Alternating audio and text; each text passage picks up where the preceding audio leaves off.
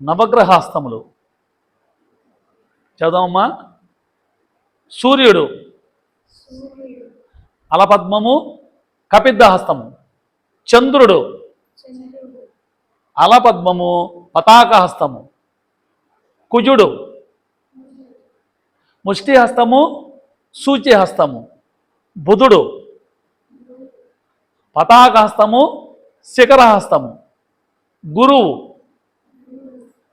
2 శిఖరహస్తములు. శుక్రుడు, కింద మీదలుగా 2 ముష్టిహస్తములు. శని, త్రిశూలహస్తము శిఖరహస్తము. రాహువు, సర్పశీర్షహస్తము సూచిహస్తము. కేతు,